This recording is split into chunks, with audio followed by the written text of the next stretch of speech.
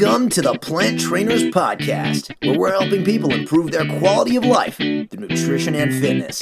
And now, your hosts, nutrition and wellness coaches, international speakers, Adam and Shoshana Chaim. Hey, I'm Adam Chaim. And I'm Shoshana Chaim, and we are Propelled by Plants. Today we bring to you episode 379, Optimizing Plant-Based Nutrition with Dr. Reshma Shah. In this episode of the Plant Trainers Podcast, we talk with Dr. Reshma Shah about children and how to optimize a plant-based diet. Have you ever wondered how to get them to like new foods or the foods that you're eating? And what should you do if they insist on eating nothing for dinner? And we also talk about how to make sure that they are thriving when they are only eating plants. Well, Dr. Shah fills us in on all the info that we need to know to stop being short-ordered chefs and start letting our children take responsibility in eating what we serve. Share this with any parent, plant-based or not, because they're going to learn a lot. Dr. Shah is a board-certified pediatrician and affiliate clinical instructor at Stanford University School of Medicine. She serves as an adjunct faculty for the Stanford Pediatric Integrative Medicine Fellowship and has additional training and certification in plant-based nutrition and cooking. She's the co-author with Brenda Davis of Nourish, the definitive plant-based nutrition guide for families, which is coming out so soon in November. She lives in the Bay Area with her husband and 2 children. This is such a great episode. You're not going to want to miss it. Just wanted to pop in here and remind you about our Easy Recipes for Busy Parents e-cookbook, where we help you to really get meals done for a whole week. Make sure that we overlap ingredients so that you don't have to go out buying a crazy amount of ingredients that you're never going to use again. And the recipes are pretty simple, and children aren't scared of them when they're trying them out for the first time. So if you want to get that, you could click the link in the show notes or pop over to planttrainers.com/shop and check out our Easy Recipe for Busy Parents cookbook. And now for a moment of gratitude. I'm grateful for waking my daughter up this morning. We had an early appointment and I crawled into her bed and I scratched her back, and she eventually woke up laughing and we had a little bit of cuddle time, and that was really cute, and I'm grateful for that opportunity. I'm grateful for the amazing food that we get to eat that you get to put together for us most of the time, so thank you. Dr. Reshma Shah, welcome back to the Plant Trainers Podcast. Thank you so much for having me. We are excited to have you back. Of course, we are super excited about your book that's coming out very soon with Brenda Davis, Nourish, the definitive plant-based nutrition guide for families. And we want to get into talking about so much, but of course, you know that we want you to share a moment of gratitude first. Yeah. So I think one of the things I'm really grateful for is something that we take for granted, which is just clean, fresh air. We've had a really horrible wildfire season here in California, and between COVID and then having to stay indoors because of the fires, I'm just so appreciative that we can enjoy the fresh air. So I'm very grateful for that. The small things that we seem to not go unnoticed until it's taken away from you, right? Yes, there's a whole new appreciation for it. So I'm sure that you've been quite busy since number 270.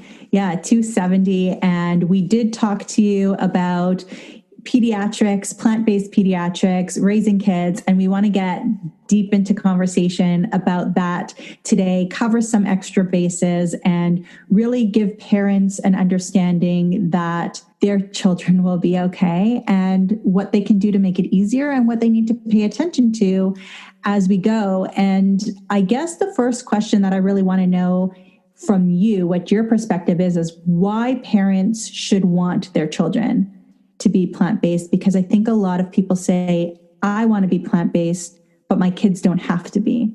Yeah. So why do parents want their kids? Why should they want their kids? And that's where we started, right? Like we wanted to be plant-based and we weren't sure if it was okay for our kids. Are they going to get everything they need? So that was something. I think as parents, we're willing to experiment on ourselves. Like, I'm going to try it and see how it goes. But we're not willing to take that chance or that risk with our kids. And so I fully understand and can empathize with that.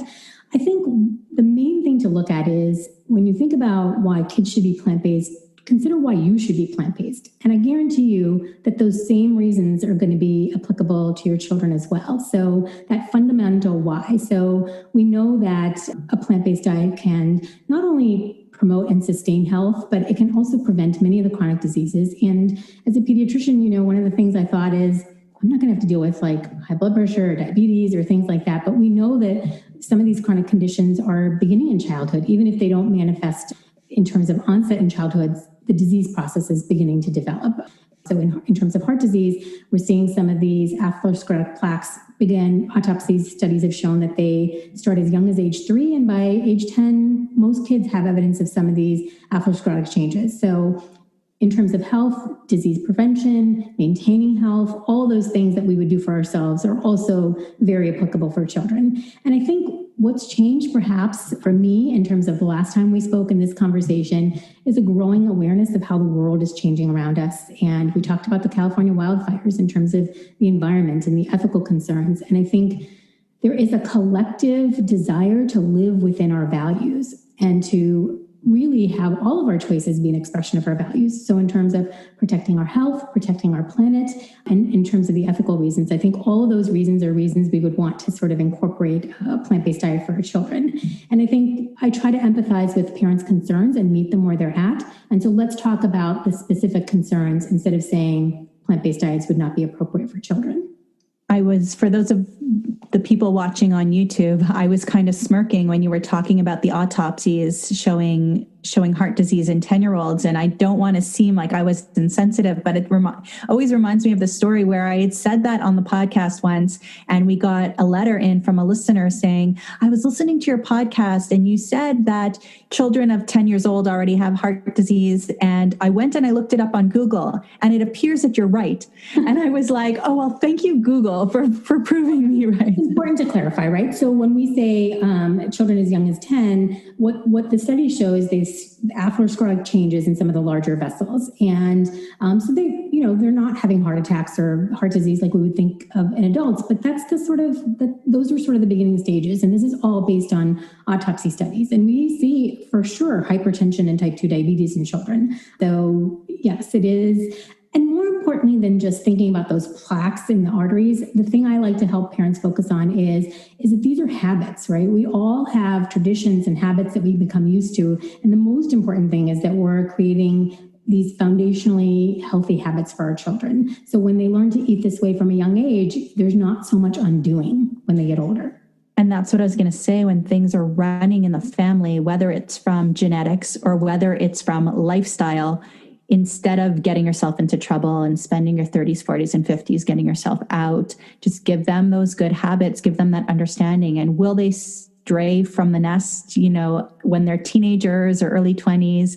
Yeah, maybe they will. But if we've given them a foundational start and we've given them knowledge that they can come back to later on, then we're doing our job. And it is our job to teach our children values and to teach them good habits, especially when it comes to food. Yeah. But do you think that parents are hesitant to do this because of the nutrition aspect or because of the social aspect that the kids would be going through, whether they're at school or with their friends? I'm not sure which one is the bigger concern for parents, because I think they both might be.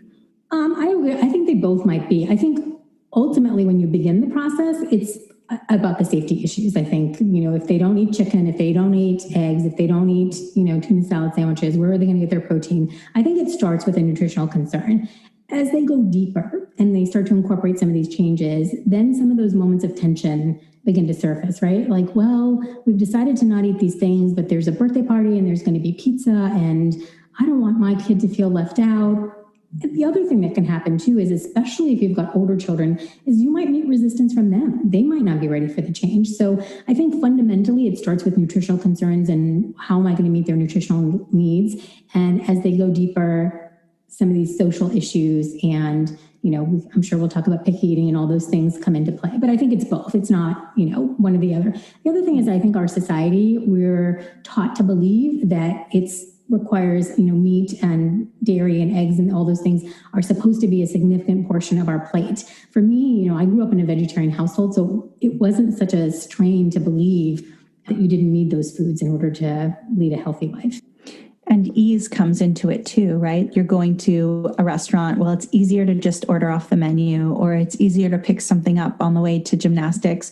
So that plays a part too. But I think that the ease part is we're able to step away from that because it is so accessible outside the house now compared to what it was 10 years ago. For sure.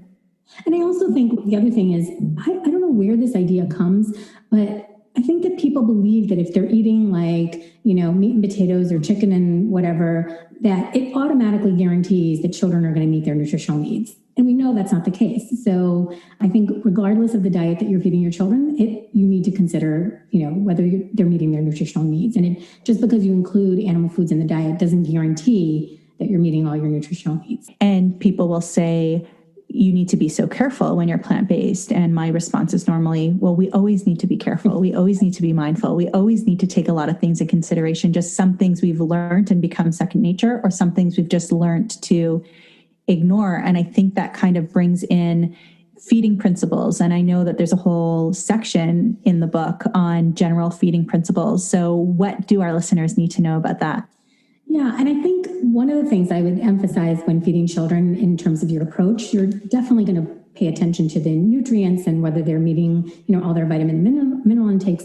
But I also like to encourage parents to think about the relationship that they're creating around food and with their children. And so Brenda and I both really ascribe to Ellen Satter's division of responsibility. And for those of you who may not know, Ellen Satter is a renowned feeding expert. We diverge a little bit in terms of her nutritional principles and her nutritional recommendations in terms of food, but her framework for feeding is really the foundation for creating a healthy, dynamic feeding relationship with children. And the basic premise is that there is this division of responsibility. So as parents, we are responsible for the what, the when, and the where of feeding. So we can decide that we're going to have pasta with marinara sauce and broccoli at 6:30 at the dinner table. That's our responsibility. And then children are really responsible for what and whether they eat or not. So you sort of put the food out there and they are responsible for deciding whether they're going to eat it, how much they're going to eat it, and then you kind of back off. And for many parents, this is a really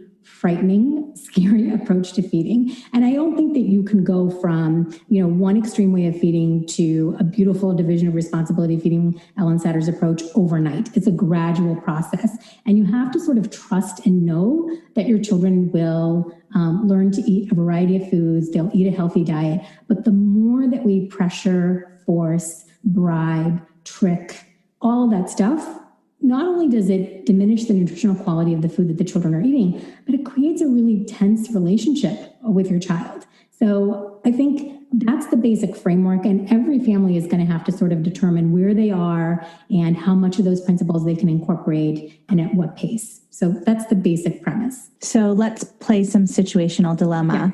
Yeah, we have pasta with marinara sauce and broccoli at the table.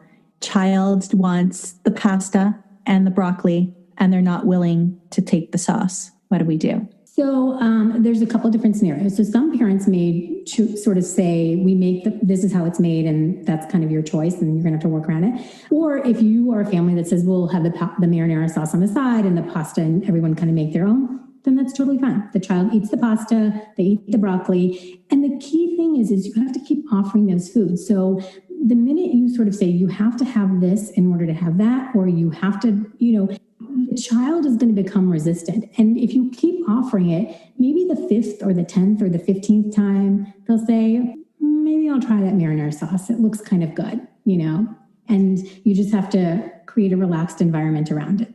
Or they'll just dip it a little bit. I always tell people you need to cut off your emotions. Yeah. And even though you're dying on the inside, that you want them to have the sauce. It's got the lentils in it and they need the lentils. Right. You got to not show them the emotion and just say, okay.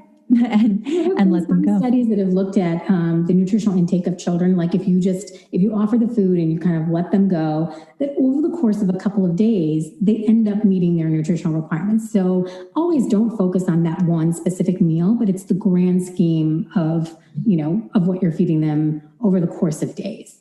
But what happens if you prepare that pasta with marinara and broccoli and your kids don't want to eat any of that because they don't like pasta, they don't like broccoli, but that's what's for dinner? I had someone say to me 2 weeks ago, my daughter had air for dinner last night.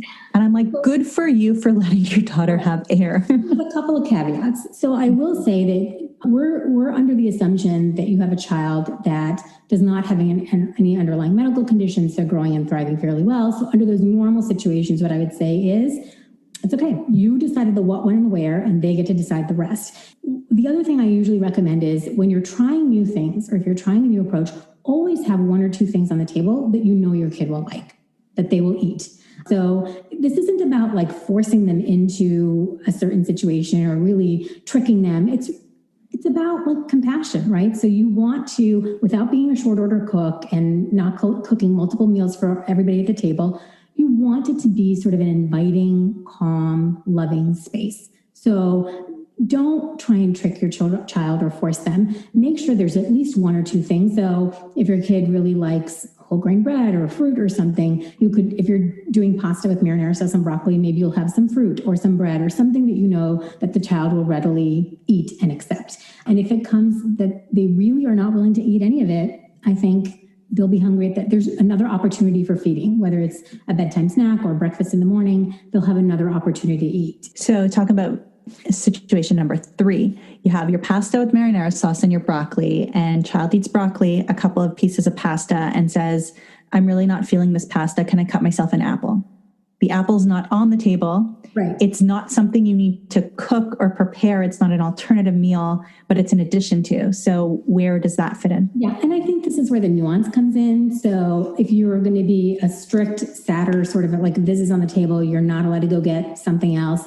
I think know your child and know your family situation. So if you're a child that's, no matter what you make, they're always going to say, can I go get that thing from the fridge? Then you're going to set up a pattern that's not really working. But if it's like a once in a while thing, so I tend to say there are no hard and fast rules. Like, you know, you have to trust yourself, trust your child. If you think this is going to be in service of creating more harmony and really meeting the needs of your child without sort of caving in, then I say go for it. In our family, my kids are older, so we've been doing this for a long time now. We don't do that because there's really no need for it.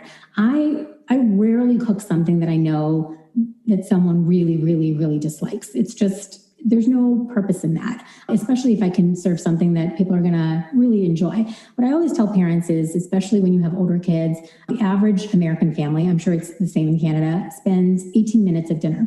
And in our family, it's kind of one of the rare times that everyone comes together. We're all sitting together.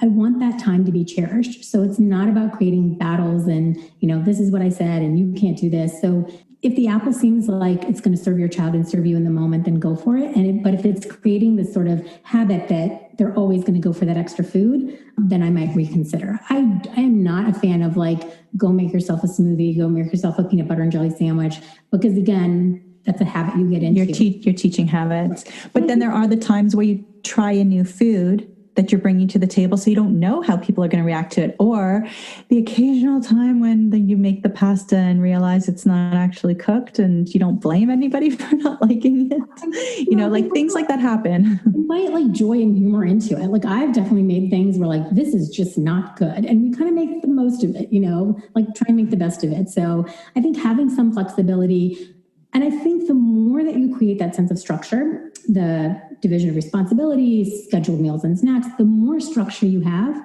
the more room you have for flexibility. There's also a huge difference between an apple and a bag of chips or cookies, right? Or a grilled cheese sandwich, right. Yeah. It's an addition too. And again, you know, what I really emphasize with my clients is that it's whatever you can be consistent with and that you agree with. And if you're going to have this internal fight with yourself, that's a problem. And if you're going to outwardly show those emotions, that's a problem. And if it creates a habit that you don't want to create, that's a problem as well. But, you know, if your kid's not going to eat a spicy curry that like you wouldn't have eaten 20 years ago either, can you blame them? You know? Yeah. And I think it comes back to I always say nutrition, of course, but also compassion and connection with your kids. Absolutely. So you did touch on, and I wanted to reiterate that it's not necessarily the nutrients that a child is getting every day, but you can kind of add up that nutrients over the course of the few days, over the course of the week. But in an ideal world, what would you like to see children eating daily or almost daily on a regular basis? What kind of foods should be included or ingredients? Just a small little break so that I could let you know that I know that you can get frustrated with your children when you want them to eat more plant-based, when you want them to eat the meals that you're putting on the table, when you know that they might not be getting all the nutrients that you want them to because they're choosing not to eat what you're putting down in front of them. I understand that frustration, and that is why we created the Putting an End to Picky Eaters program, where you have videos, spreadsheets, recipes, and more to help you learn the skills that you need to get your child to be eating more nutritious plant-based foods. So check it out at planttrainers.com/shop or in the show notes. Now back to the show. Yeah, and so it's going to vary a little bit with the age and stuff, but on our website for the book, it's called nourishthebook.com, and we on the resources tab, we actually have created a plate. So you can just go to the website, it's there for free, and it's kind of a visual of what our plate should look like. So all the spectrum of plant foods. So, balancing carbohydrate. Brenda and I are not proponents of, this many carbs or this many proteins. You need to have a general idea, but having some carbohydrate, some protein, some fat, fruits, veg, all the whole food, plant-based things. So fruits, vegetables, legumes, whole grains, nuts, seeds, all those things on the plate. And obviously we don't feel that dairy is necessary on that plate. For meals and snacks, I just try to have that balanced approach. So where could you add a little bit of fruit or a little bit of vegetable, a little bit of healthy fats, and making sure that they have adequate protein. So, for breakfast, if you're going to do a smoothie or oatmeal, having your oats, maybe some nut butter, some fruits, it's really not that complicated. And I think sometimes we make things so complicated, but just getting back to those basics, making sure that the food has a good variety of nutrients and that it tastes good. And for kids especially, that it's presented in a way that seems appealing and fun for them. And we've talked about fiber so much on the show, especially from an adult point of view, and, diabetes and kidney disease and all of these other things. And I think that it's important for parents to relate that to their kids too. They need a variety of different types of fibers.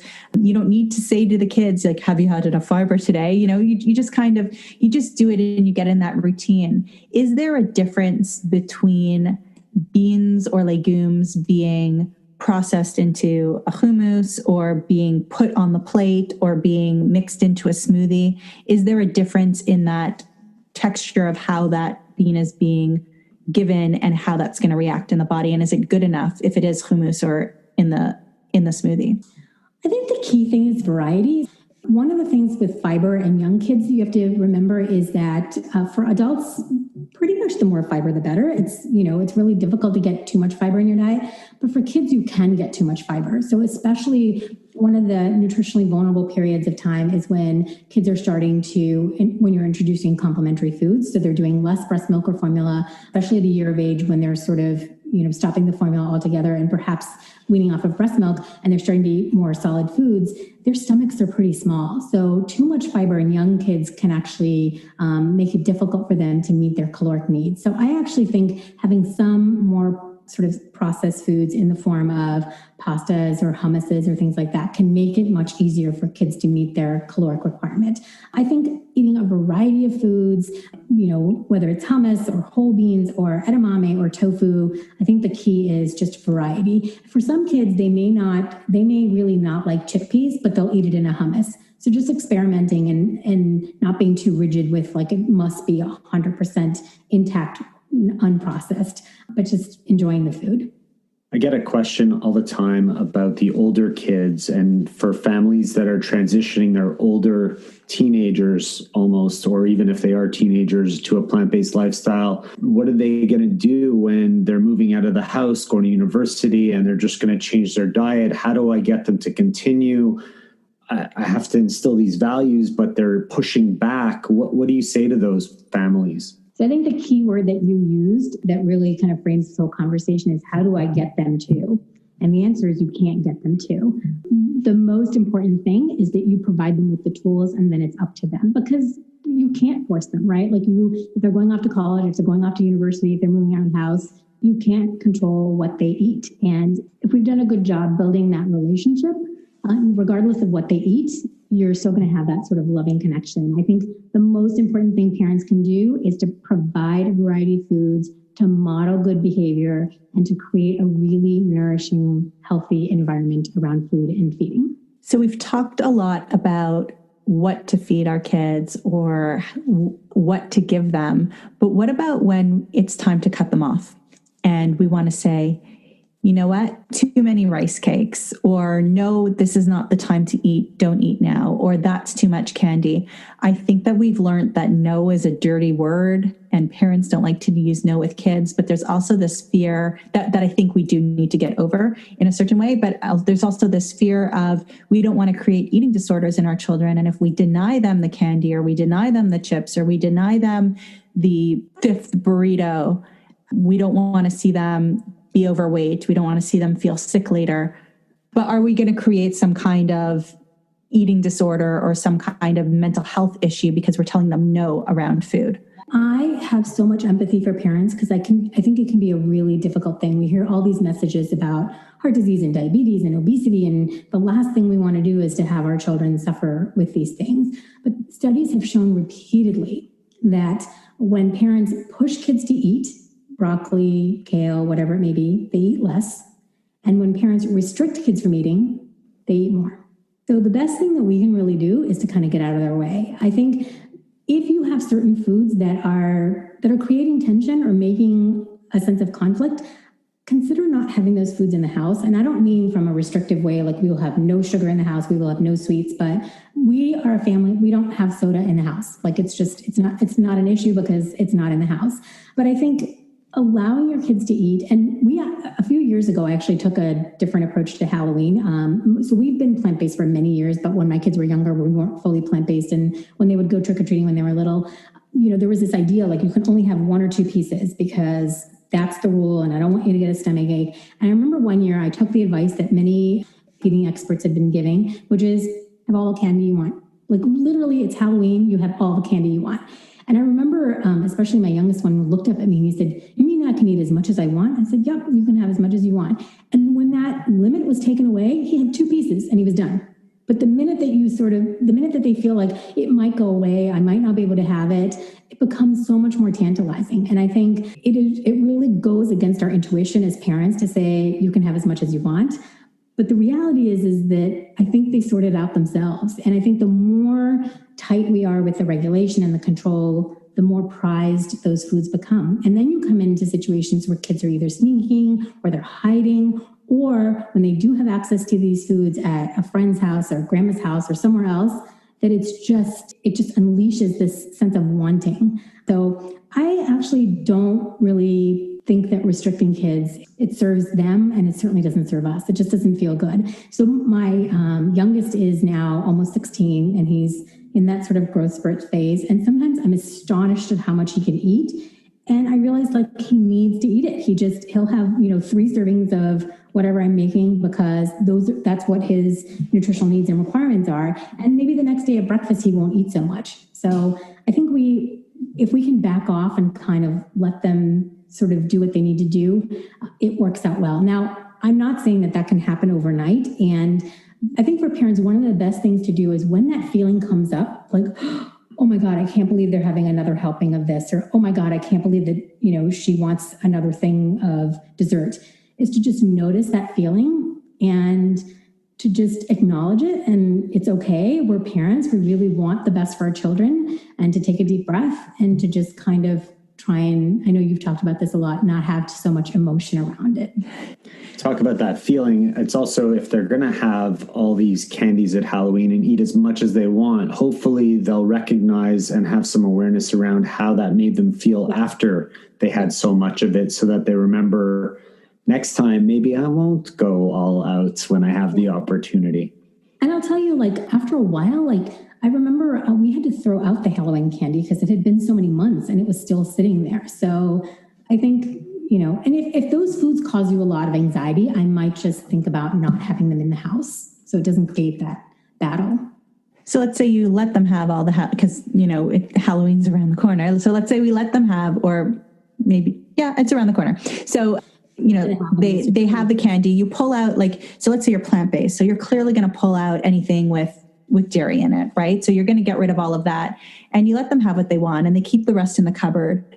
And if they want to eat it all in one day, do you say to them like, well, I'm not buying candy for a month, or I'm not buying cookies or anything for the lunchbox for a month. So you decide what you want. Do you want to eat it all in one day? and then go a month without candy? Or do you want to kind of ration it out? I'm going to let you decide. Or is that still too controlling? I think it's too controlling. And I think, honestly, with our children, we don't need to have these, they can't make those decisions. Remember, we're responsible for the what, the when, and where. So I think giving them too many choices, they can't think that far out. Well, if I wait, then I might have this in a month. For them, it's just in the moment, very much in the moment. So I think if they sense that we are anxious and worried about what they're going to do with this candy, they are going to be anxious and worried about what they're going to do with their candy. And there's no one right answer for every family. Every family is going to have a different approach. Some families have different rules around candy. So sit with what works for your family and come back to the idea of how can I maintain a loving connection with my child. Dr. Shah, you have a book with Brenda Davis coming out. It's called Nourish, the Definitive Plant-Based Nutrition Guide for Families. Why don't you tell us a little bit about how you and Brenda came together to write this? And let's get everybody to be aware of this book that's coming out in November 2020. Thank you so much. So Brenda and I met I feel like it's like the story of how we met. It's almost kind of like a love connection that we had. So several years ago, this was back in 2016, I was actually on my way to a plant-based conference in Anaheim, California. And as luck would have it, she and I were sitting next to one another on the plane. And I mean, of course, I knew exactly who Brenda was because she's a pioneer in the plant-based world. She's like, she's so humble and so kind. So we're sitting next to one another and she's got her papers out for the conference because she's going to be one of the presenters. And I sort of smile at her and I say, oh, I'm going to the conference as well. And she introduces herself and she said, oh, I'm Brenda Davis. I'm one of the speakers. And I'm like, I know who you are. And we ended up chatting the whole flight down. We drove back to the airport, to the hotel together and just sort of struck up a conversation and a friendship. And we sort of stayed in touch. And then the following year, we met again at the conference. And I remember the very last day of the conference, I was sitting next to her at breakfast and was just asking her for, professional advice. Like she's done so much in the plant-based community. And how is it that she did this, especially at a time like 30 years ago when nobody was vegan, nobody was plant-based. And she said, well, we could work on something together. And I remember on my way home from the airport, I went to the airport and I pulled out my notebook and I started drafting the chapters of the book in that moment. So that's kind of how it came to be. And then it's just been a wonderful collaboration. I've learned so much from her. And we really wanted to write this book not only for families that are already plant-based, because there's so many families that are already plant-based, they're well on their way, and we wanted to provide the extra layer of support to know that they're meeting their nutritional basis. But we also wanted this book to be for families that were plant curious. So they're thinking about it, but they're just not sure. And we wanted to give them as much support and as much information and resources in order to be able to do this in a successful way. That's a beautiful story. And put in your mental notes that we want to ask Brenda when we have her back on the show to talk about pre and postnatal care and nutrition, that how they met and how this came apart. And we're going to compare the stories and see what her version is. Our memories will be not too different. I'll eat a couple of extra blueberries so that I remember to ask her for sure. But that is a great story. Before we say goodbye, before we let you go, can you give the listeners a little bit of actionable tips, or actually, can you give the listeners an idea of how they can make sure that their child is thriving on a plant-based diet? And if they do have any feedback from their pediatricians who aren't plant-based and aren't as familiar with it, what do they need to look for to make sure that their child is on the right path? Okay, so those are all great questions. And the first thing I would say is that the growth chart can be a tool. It's not all the information. Some people just focus on the growth chart and they don't worry about anything else. So the growth chart can be a good indicator of if your child is growing and developing well. So you want to make sure that they're trending along their particular curve. I think people get very invested in the percentile. Well, my kid's 75th percentile or my kid's 25th percentile. And the thing is it matters most where your kid is with regards to his or her own growth. So I'm 5 feet tall. Luckily, my husband's a bit taller. So there's some genetic potential in terms of what our children's growth will be like, but that they're tracking along their growth chart. And any deviation from the growth chart that's significant. So, kids don't always follow a curve perfectly. There's going to be a little bit of variability. But if you see a big jump up or a big jump down, those are all reasons to worry about. So the first thing is using the growth chart as a tool, a general indicator of what their growth is. The second thing is like what the child's feelings around food are. Are mealtimes stressful? Are they anxious for mom? Are they anxious for child? Is there a lot of fighting, battling, conflict? That's one indicator of how feeding is going for a family. So I think mealtime should be fairly relaxed. There shouldn't be, I like to tell parents, focus on the conversation and not how many bites of anything that's being eaten. So if mealtimes are stressful for mom or dad, or if they're stressful for a child, that's an indication that there's a problem. And then obviously other indicators like regular bowel movements, what their sleep is like, all those other things that we consider when looking at the wellness of the whole child. So much great information, Dr. Shah. Thank you so much. We're going to link to the book in our show notes. It's Nourish, the Definitive Plant-Based Nutrition Guide for Families, coming out November 2020. If people want to reach out to you, where would you like them to go? So the place that I tend to be most active is on Instagram. So it's just my name, Reshma Shah. We also have a website for the book, it's nourishthebook.com. And in addition to like the usual pre-order information, we also have like a lot of resources. We've created like a handy nutrients guide. So certain nutrients that plant-based families might be concerned about and what the plant sources are. We also have a link to the page the plate that we talked about with the food groups and things. And then I have my own personal website. It's just reshmashahmd.com. Beautiful. We will link to all that in the show notes at planttrainers.com. Thank you so much, Dr. Shah, for spending time with us on the Plant Trainers podcast. Thank you for having me. It's been wonderful chatting with you.